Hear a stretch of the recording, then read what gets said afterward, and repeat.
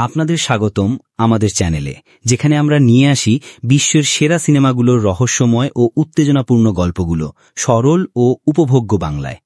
আজ আমরা নিয়ে এসেছি এক দুর্দান্ত মনস্টার থ্রিলার। 24 অক্টোবর 2025-এ স্থানীয়ভাবে মুক্তি পাচ্ছে ক্র্যাকেন মুভি। এই সিনেমা নরওয়ের তৈরি, ভাষা নরওয়েজিয়ান এবং পরিচালনা করেছেন পল ওইয়ে। আমি এক্সপ্লেন ভার্স বিডি, আর আজকের ভিডিওটি একেবারেই বিশেষ, কারণ এই সিনেমা একটি উচ্চ বাজেট প্রজেক্ট এবং ইতিমধ্যেই আন্তর্জাতিক বাজারে তুমুল সাড়া ফেলেছে। এই ভয়ঙ্কর ক্র্যাকেন সিনেমায় আছে রহস্য, ভয়, অ্যাকশন আর এক অদ্ভুত মহাসাগরের রহস্য। মিনি সাবমেরিন, মিসাইল, ঝুঁকিপূর্ণ অভিযান আর ক্র্যাকেনের অদ্ভুত শিকার, সবকিছু মিলে একটি একেবারে ভয়ঙ্কর রোমাঞ্চকর গল্প। এক বিশালাকার প্রাণী সদৃশ রহস্য যা সমুদ্রের গভীর থেকে উঠে আসে। ভিক্টর এবং তার ভাই আলেকজান্ডার, দুই ভাই যারা এক বিপজ্জনক মিশনে প্রবেশ করে। তাদেরকে লড়তে হবে ক্র্যাকেনের মতো এক বিশাল ভয়ঙ্কর অক্টোপাসের সঙ্গে, যার হাত ও টেন্টাকেল এককালে ধ্বংস করতে পারে পুরো সাবমেরিন। কিন্তু মনে রাখবেন, এই গল্প শুধু শৌখিনদের জন্য নয়। প্রতিটি মুহূর্তে আছে আতঙ্ক এবং অজানা বিপদ। এই ভয়ঙ্কর ক্র্যাকেনের সাথে লড়াই শেষ পর্যন্ত দেখতে আপনার সাহস আছে কি? স্কিপ করবেন না, শেষ পর্যন্ত দেখুন। ভিডিওর প্রতিটি মুহূর্তে আছে এক নতুন টুইস্ট। সবকিছু বুঝতে ভিডিও শেষ পর্যন্ত দেখুন। আপনি যদি এই ভয়ঙ্কর থ্রিলারটা পছন্দ করেন, তাহলে লাইক দিন, সাবস্ক্রাইব করুন এবং বন্ধুদের সঙ্গে শেয়ার করুন। ভয়ঙ্কর গল্পের জন্য থাকুন আমাদের সাথে।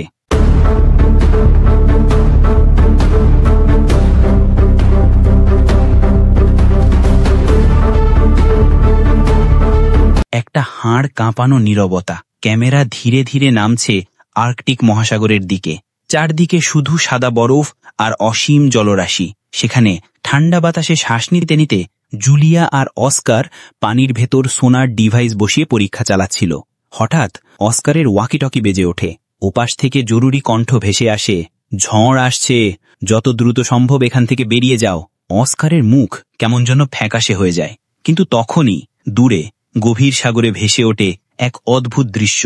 একটি রাশিয়ান সাবমেরিন, যেখানে টিম কিছু অস্বাভাবিক আওয়াজ শনাক্ত করে।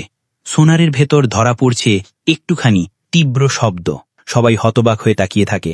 ঠিক সেই মুহূর্তে সমুদ্রের পানি ধীরে ধীরে উপরে উঠতে শুরু করে। মনে হয় যেন নিচ থেকে কিছু বিশাল জেগে উঠছে। এদিকে জুলিয়ার স্ক্যানার হঠাৎ করে ভুল রিডিং দিতে শুরু করে। চারপাশের বরফ এক এক করে ফেটে যাচ্ছে। প্রতিটি ফাটলের শব্দ যেন মৃত্যু বার্তা। অস্কার ছুটে আসে জুলিয়ার কাছে। চলো, আর সময় নেই। কিন্তু জুলিয়ার চোখ এখনো তার এক্সপেরিমেন্টে। সে শেষ করতে চায়, সত্যটা জানতে চায়। কিন্তু ভয়ঙ্কর আবহাওয়া, বরফের মাটি কেঁপে ওঠে। শেষমেশ সে অস্কারের কথাই মানে। দুজন স্নো মোবিলে চেপে পালানোর চেষ্টা করে, কিন্তু ফাটল তাদের কল্পনার চেয়েও দ্রুত ছড়িয়ে পড়ছে। আর সেই সময় সাবমেরিনের ভেতর বসে থাকা ক্রুরা হঠাৎ বুঝতে পারে যে আওয়াজগুলো তারা শুনছিল তা কেবল সমুদ্রের গর্জন নয়, বরং তারও গভীরে অন্ধকারে কিছু একটা নড়ে চড়ে উঠছে। সাগরের গভীর অন্ধকারে রাশিয়ান সাবমেরিনে বসা টিম হঠাৎ বুঝতে পারে যে আওয়াজগুলো তারা শুনছিল তা ঢেউয়ের নয়, বরং কোনো জীবন্ত জৈবিক প্রাণীর। কেউ কিছু বোঝার আগেই একটা ভয়ঙ্কর ধাক্কা। সাবমেরিন কেঁপে ওঠে। সঙ্গে সঙ্গে বাজতে শুরু করে সব এমার্জেন্সি অ্যালার্ম। টিমের চোখে আতঙ্ক। মনে হচ্ছিল যেন কোনো বিশালাকার প্রাণী তাদের সাবমেরিনকে ধরে ফেলেছে আর টেনে নিচ্ছে অতল গহ্বরে। অন্যদিকে তুষার ঝড়ে ঘেরা মৃত্যুভূমিতে জুলিয়া আর অস্কার মরিয়া চেষ্টা করছে বাঁচার। তাদের পেছনে বরফ ক্রমেই ভেঙে যাচ্ছে। পায়ের নিচে গর্জন করছে সাদা দানব। হঠাৎ অস্কারের চোখ আটকে যায় সামনে। বরফের ঝড় যেন পাহাড়ের মতো উঠে দাঁড়িয়েছে। দৃশ্যটা এত ভয়ঙ্কর যে অস্কার ঘাবড়ে গিয়ে স্নো মোবাইলের নিয়ন্ত্রণ হারায়। গর্জে উঠে বিস্ফোরণ। তাদের স্নো মোবাইল বরফের দেয়ালে ধাক্কা খেয়ে টুকরো হয়ে যায়। চারদিকে শুধু ধোঁয়া আর বরফের ঝড়। চেতনাহীন হয়ে পড়ে থাকে জুলিয়া আর অস্কার। যখন তারা আবার চোখ খোলে, তখন দেখে তাদের ক্যাম্প আর নেই। ঝড়ে সব ধ্বংস হয়ে গেছে। সবকিছু গ্রাস করেছে প্রকৃতির রুদ্র রূপ। আর সেই মুহূর্তেই সমুদ্রের নিচে চলছে মৃত্যু খেলা। সাবমেরিনের উপর ভয়ঙ্কর হামলা চালাচ্ছে সেই বিশাল প্রাণীটি। কেঁপে ওঠে স্টিলের দেহ। টিম আতঙ্কে অস্ত্র হাতে তুলে নেয়। তারা প্রাণপণ গুলি চালায় অন্ধকারে। আর যখন গুলির আলো ছুঁয়ে যায় পানির গভীরতা, সামনে দেখা দেয় সেই দানবীয় ছায়া, যা মানুষের চোখে ধরা দেয়নি হাজার বছরে। অন্ধকার সাগরের তলদেশে ঝলসে ওঠা আলায় দেখা গেল কিছু বিশালাকার টেন্ট্যাকল। সাবমেরিনের টিম হতভম্ব। তারা বুঝেই উঠতে পারছে না এটা কি ধরনের প্রাণী, কিন্তু সময় দেয়নি দানব। অচিরেই ভয়ঙ্কর শক্তিতে আবার আঘাত হানে সাবমেরিনে। লোহার দেহ ছেড়ে টুকরো টুকরো করে দেয় সেই দানবীয় শক্তি। মৃত্যুর কোলে তলিয়ে যাওয়ার ঠিক আগে ক্যাপ্টেন শেষ শক্তিটুকু দিয়ে আদেশ দেন, জরুরি সিগন্যাল পাঠাও, যেন নৌবাহিনী জানতে পারে কি ঘটছে। ক্লান্ত আঙুলে বেজে ওঠে সেই এসওএস, আর তার কিছুক্ষণের মধ্যেই অন্ধকার গ্রাস করে পুরো সাবমেরিনকে। পরের দিন রাশিয়ান মেরিন হেডকোয়ার্টারে পৌঁছে যায় সেই সংকেত। বার্তা স্পষ্ট, তাদের শক্তিশালী সাবমেরিন হঠাৎ অদৃশ্য হয়ে গেছে। কক্ষ জুড়ে নেমে আসে স্তব্ধতা, অফিসারদের মুখে আতঙ্ক, কারণ সেই সাবমেরিনে শুধু মানুষ ছিল না, ছিল দেশের সবচেয়ে শক্তিশালী অস্ত্র। এখন একটাই কাজ, অস্ত্র ফিরিয়ে আনা, নইলে বিপদ আরো বড় হয়ে যাবে। তাদের জন্য গঠন করা হলো একটি উদ্ধার দল। এই মিশনের নেতৃত্ব দিলেন ভিক্টর, যিনি হারিয়ে যাওয়া ক্যাপ্টেনের ভাই। মায়ের চোখে জল, তিনি ভিক্টরকে থামানোর চেষ্টা করলেন, কিন্তু শেষ পর্যন্ত ছেলের হাতে তুলে দিলেন তার মৃত বাবার পুরনো ঘড়ি। শুভকামনার প্রতীক হয়ে থাকল সেই স্মৃতি। ঘড়ি মুঠোয় চেপে ভিক্টর রওনা দিল যাত্রায়। আর পথে দেখা হলো তার বাবার পুরনো বন্ধু অ্যাডমিরাল ওলশানস্কির সঙ্গে, যিনি জানতেন এই মিশন শুধু সমুদ্রের নয়, বরং মৃত্যুর গভীর অন্ধকারে এক যাত্রা। অন্ধকার বন্দরঘাটে দাঁড়িয়ে থাকা সাবমারিনে ধীরে ধীরে প্রবেশ করল ভিক্টর, কিন্তু ভেতরে ঢুকতেই এক অদ্ভুত চাপা গুঞ্জন ভেসে উঠল। ক্রুরা একে একে তার চারপাশে জমে এলো। আমাদের ছুটি কেটে হঠাৎ এই মিশনে কেন পাঠানো হলো? কি এত বড় বিপদ হয়েছে? রাগ আর হতাশার সুরে ভরে উঠল কেবেন। ভিক্টর চুপ করে সব শুনল, কোনো উত্তর দিল না। তার চোখে তখন অন্য এক ভার, হারিয়ে যাওয়া ভাইয়ের স্মৃতি। এদিকে জুলিয়া আর অস্কার এখনো হারিয়ে ঘুরছে তুষার ঝড়ে, মুখে ক্লান্তি, চোখে হাল ছেড়ে দেওয়ার আভাস। তাদের সঙ্গে খাবার নেই, আশ্রয়ের জায়গাও নেই। তার ওপর স্যাটেলাইট ফোনেও কোনো সিগন্যাল ধরা পড়ছে না। আশাহীনতার মধ্যে হঠাৎ জুলিয়ার চোখে একরাশ জেদ। আমাদের এখান থেকে বেরোতেই হবে। সিগন্যালের খোঁজে এগিয়ে যায় সে। বরফের উপর দিয়ে হাঁটতে হাঁটতে পৌঁছে যায় এক গভীর খাদ পর্যন্ত। পা হরকালেই যেন মৃত্যুর ফাঁদ। ঠিক তখনই অস্কার ছুটে এসে তাকে ধরে ফেলে, মৃত্যুর হাত থেকে বাঁচিয়ে আনে। জুলিয়ার কাঁপা হাতে আবার খোলে স্যাটেলাইট ফোন। স্ক্রিনে ভেসে ওঠে একটুখানি সিগন্যাল। তার চোখ জ্বলে ওঠে আশায়। দ্রুত কল করে বসে একটি অয়েল রিগ কোম্পানিকে, কিন্তু ঝড়ের গর্জন এতটাই তীব্র যে ওপাশের কেউ তার কথার একটাও বুঝতে পারছিল না। হ্যালো, আমাদের সাহায্য দরকার, কিন্তু শব্দ মিলিয়ে যাচ্ছিল হাহাকারে। আর কিছু সেকেন্ডের মধ্যেই ফোনটা কেটে যায়। ফোন আবার নেমে যায় নিস্তব্ধতায়। ঝড়ের শব্দে ডুবে যায় চারপাশ। স্যাটেলাইট ফোনের সিগন্যাল হঠাৎ মিলিয়ে যায়। কল কেটে যায় হাহাকারে। জুলিয়া আর অস্কারের মুখে ভর করে হতাশা। মনে হচ্ছিল এবার আর হয়তো বাঁচা হবে না। তবুও অস্কার হাল ছাড়ে না। শেষ চেষ্টা হিসেবে আকাশে ছুড়ে দেয় এক ফ্লেয়ার গান। লাল আকাশে লাল আগুন ছিটকে ওঠে। ঠিক সেই মুহূর্তে জুলিয়ার চোখ পড়ে সামনে বরফের ওপর। কিছু একটা জলজল করছে, লাল আলো। দুজন একসাথে দৌড়ে যায় তার দিকে। শ্বাসরুদ্ধকর উত্তেজনায় এগিয়ে এসে দেখে এটা আসলে একটি এমার্জেন্সি সিগন্যাল বিকন, যেটা পাঠিয়েছিল হারিয়ে যাওয়া সাবমারিনের ক্যাপ্টেন। জুলিয়া আর অস্কার একে অপরের দিকে তাকায়। তাদের চোখে একই ভয়। এই সিগন্যালের কারণে রাশিয়ান সেনারা এখানে আসবেই। জুলিয়া অস্কারকে ফিসফিস করে বলে, আমাদের এখানেই থাকতে হবে, এটাই একমাত্র আশা। এদিকে সমুদ্রের গভীরে ভিক্টরের সাবমারিন কয়েক ঘন্টার ভ্রমণ শেষে পৌঁছায় সেই অজানা স্থানে, ঠিক যেখানে তার ভাইয়ের সাবমারিন শেষ সিগন্যাল দিয়েছিল। তাদের হাতে এখন সেই এমার্জেন্সি বিকনের লোকেশনও আছে। ভিক্টর কঠিন কণ্ঠে টিমকে নির্দেশ দেয়, ওই জায়গায় যাও। ধীরে ধীরে অন্ধকার ফুঁড়ে এগোয় তাদের সাবমারিন, কিন্তু সেখানে পৌঁছে তারা কোনো সাবমারিন খুঁজে পায় না। বরং চোখে পড়ে বরফের তলায় লুটিয়ে থাকা দুজন ক্লান্ত, দুর্বল ভূতত্ত্ববিদ, জুলিয়া আর অস্কার। তাদের অবস্থা এতটাই খারাপ যে কোনো কিছু ভাবার সুযোগ নেই। ভিক্টর দ্রুত আদেশ দেয় তাদের সাবমারিনে নিয়ে আসতে। অচেতন জুলিয়া আর অস্কারকে টেনে তোলা হয় গভীর অন্ধকার থেকে, কিন্তু কেউ জানে না তাদের সঙ্গে আসছে আরো বড় এক রহস্য, আরো বড় এক বিপদ। জুলিয়া আর অস্কার এখনো ভিক্টরের সাবমেরিনে, কিন্তু ভিক্টরের চোখে অন্য এক রহস্য। সে শুধু উদ্ধার করতে আসেনি, বরং জানতে চাইছিল তার ভাইয়ের সাবমেরিনের সঙ্গে আসলে কি ঘটেছিল। ভিক্টর জুলিয়ার দিকে তাকিয়ে প্রশ্ন ছুড়ে দেয়, কিন্তু জুলিয়ার ঠোঁটে কোনো উত্তর নেই। ধীরে ধীরে ফিসফিস করে বলে, শুরুতে আমি ভেবেছিলাম সবকিছু ঘটেছে আমাদের সোনার ডিভাইসের কারণে, হয়তো কোনো বিস্ফোরণ হয়েছিল, আর তার ফলে সমুদ্রের নিচে ভূমিকম্পের মতো ঝটকা। কিন্তু তার চোখে ভেসে ওঠে আতঙ্ক। পরে যন্ত্রপাতি চেক করলাম, ওই দিন কোনো ভূমিকম্পই রেকর্ড হয়নি। তাহলে যে গর্জন আমরা শুনেছিলাম ওটা প্রকৃতির শব্দ নয়। জুলিয়ার কণ্ঠ কেঁপে ওঠে। এটা ছিল কোনো জীবন্ত সামুদ্রিক প্রাণীর কাজ। এই কথা শুনে ভিক্টর থমকে যায়। তার মনে পড়ে যায় কয়েকদিন আগের এক ঘটনা।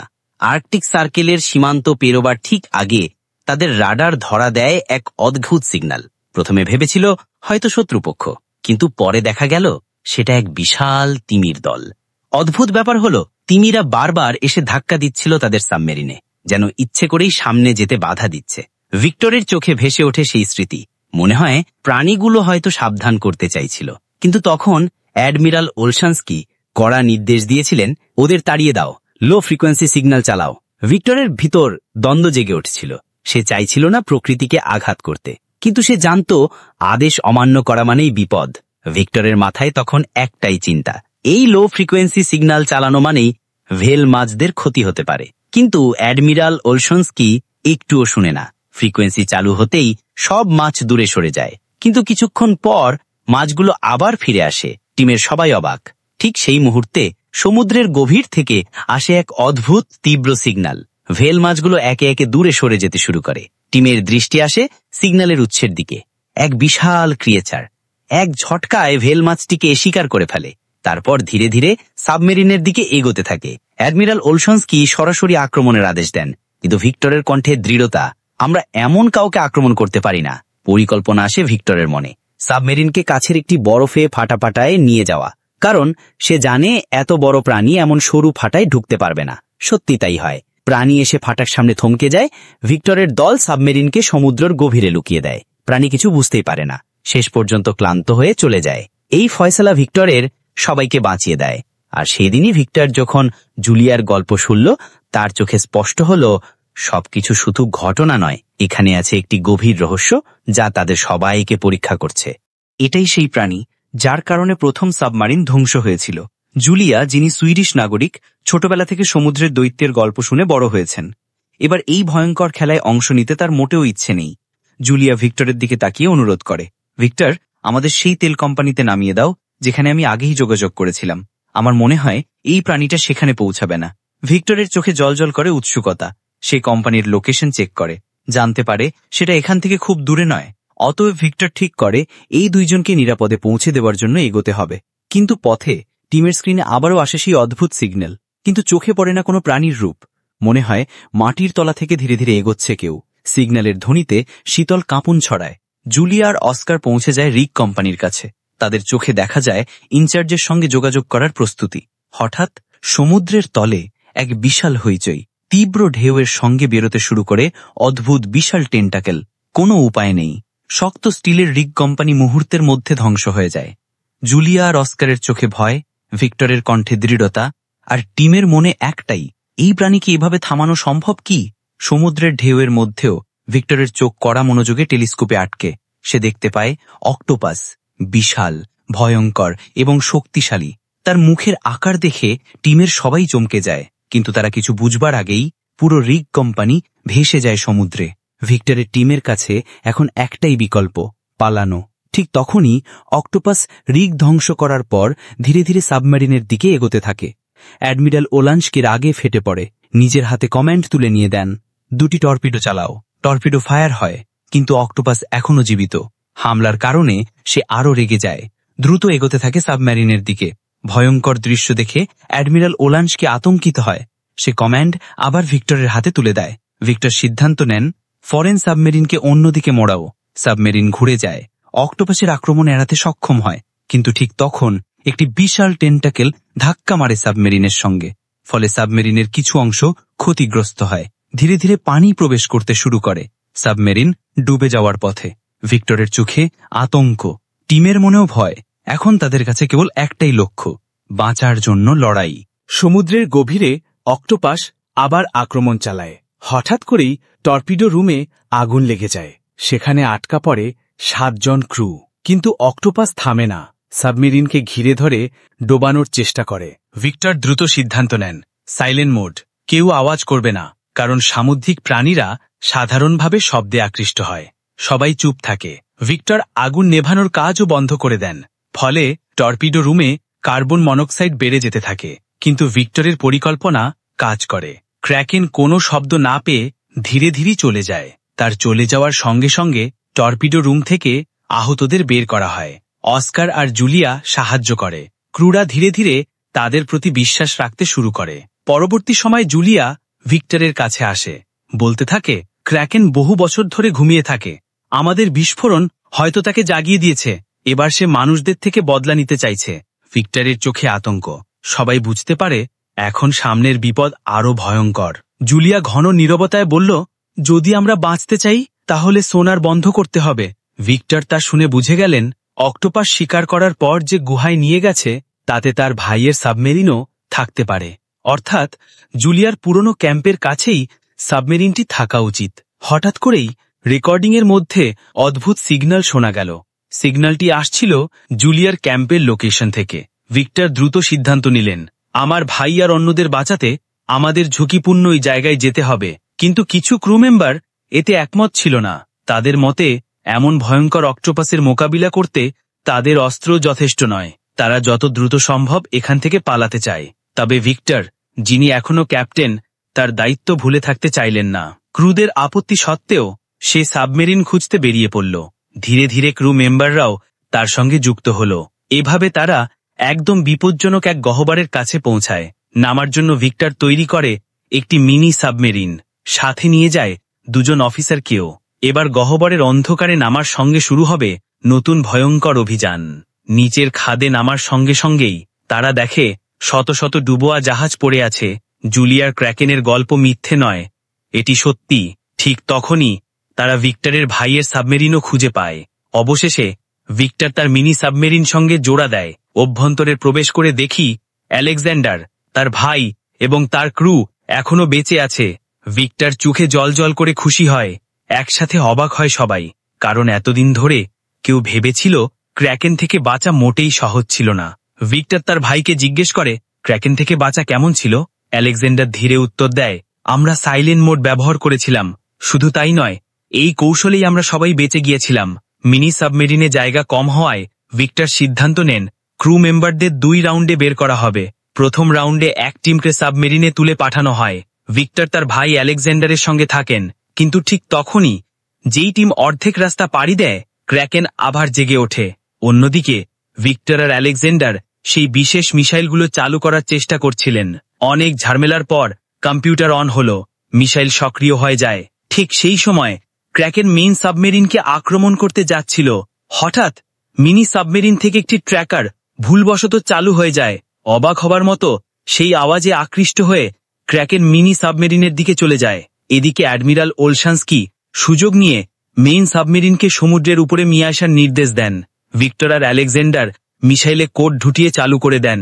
কিন্তু ক্র্যাকেন ধীরে ধীরে তাদের কাছে পৌঁছচ্ছে। তার বিশাল টেন্টাকল ধীরে ধীরে ভিক্টরের সাবমেরিনকে জড়িয়ে ধরে। মরার আগে 2 ভাই রেডিওর মাধ্যমে একে অপরের সঙ্গে কথা বলে, তাদের ভুলের জন্য ক্ষমা চায়। কিন্তু তারা হাল ছাড়ে না। ক্র্যাকেন সাবমেরিন ধ্বংস করার আগে তারা একসাথে সুইচ চাপিয়ে একটি শক্তিশালী বিস্ফোরণ ঘটায়। ফলে ক্র্যাকেন আগুনে ঝলসে ওঠে। একটি আলোর কিরণ আর্কটিকের বরফ কেটে আকাশের দিকে উঠে যায়। এদিকে সাবমেরিন পুরোপুরি ডুবে যেতে থাকে। পানি প্রবেশ করতে শুরু করে। 2 ভাই বুঝতে পারে এবার সব শেষ। 2 ভাই মিনি সাবমেরিনের দিকে দৌড়াচ্ছিল।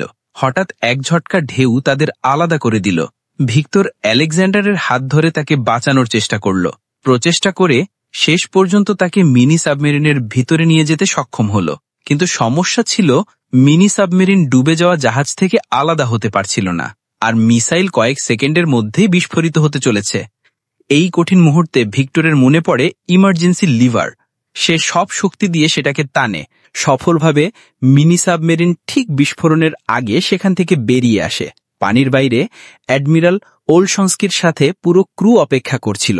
কিন্তু অনেক সময় পার হয়ে গেলেও ভিক্টর আর তার ভাইয়ের কোনো খবর নেই। সবাই হতাশ হয়ে এখান থেকে যেতে শুরু করে। ঠিক তখন পানি কেটে মিনি সাবমেরিন বের হলো। ভিতরে ভিক্টর এবং আলেকজান্ডার। পুরো ক্রু আনন্দে ঝুম উঠল, সবাই নিঃশ্বাস ফেলল। ভিক্টর ধীরে ধীরে তার বাবার ঘড়ি তুলে দেয় আলেকজান্ডারের হাতে। একটা চুপচাপ মুহূর্তে তারা বুঝল সবকিছু শেষ হয়ে গেছে এবং তারা বেঁচে গেছেন। ভিক্টর ধীরে ধীরে তার বাবার ঘড়ি আলেকজান্ডারের হাতে দিতে গেল, কিন্তু আলেকজান্ডার তা নিতে অস্বীকার করল। না, ঘড়িটা তোমারই আসল অধিকার, সে বলল। তুমি এটাই নিজের কাছে রেখো। কিছু সময় পর পুরো দল রাশিয়ায় পৌঁছে যায়। দুই ভাই এবং তাদের ক্রু অবশেষে তাদের পরিবারের সঙ্গে মিলিত হয়। এইভাবে সেই একদম ঝুঁকিপূর্ণ এবং অসম্ভব মনে হওয়া মিশন শেষমেশ সফল হয়। সবাই বেঁচে থাকে, একে অপরকে খুঁজে পায়, আর সিনেমার গল্প এখানেই শেষ হয়। পাহ! ক্র্যাকেনের সঙ্গে এই ভয়ঙ্কর যাত্রা কেমন লেগেছে? ভিক্টর, আলেকজান্ডার এবং জুলিয়ার সাহসী লড়াই দেখে আপনার পর্যন্ত কি শেষ পর্যন্ত বজায় ছিল? তাহলে এখনই লাইক চাপান যদি আপনি চান এই ভয়ঙ্কর যাত্রায় আরও থাকুন। সাবস্ক্রাইব করুন আমাদের চ্যানেল এক্সপ্লেইনভার্স বিডি, কারণ আমরা নিয়ে আসি বিশ্বের সেরা মনস্টার, হরর এবং থ্রিলার সিনেমাগুলোর রহস্যময় গল্প সরল বাংলায়। আর হ্যাঁ, এই ভিডিওটি আপনার বন্ধুদের সঙ্গে শেয়ার করতে ভুলবেন না, না হলে হয়তো ক্র্যাকেনের টেন্টাকল আপনার সামনে এসে হাজির হবে। মনে রাখবেন, যারা লাইক ও সাবস্ক্রাইব করে তারা বেঁচে যায়, আর যারা এড়িয়ে যায় তাদের অপেক্ষা করে আরও বেশি রহস্য ও ভয়ঙ্কর টুইস্ট। তাহলে আপনি কোন দলে থাকবেন? সাহসী হন, লাইক দিন, সাবস্ক্রাইব করুন এবং ভয়ঙ্কর ক্র্যাকেনের রহস্যময় যাত্রার অংশ হয়ে যান। এখনও যদি সাহস থাকে, ভিডিওর কমেন্টে লিখুন আপনি কি বেঁচে গেছেন নাকি ক্র্যাকেনের হাতে ধরা পড়েছেন।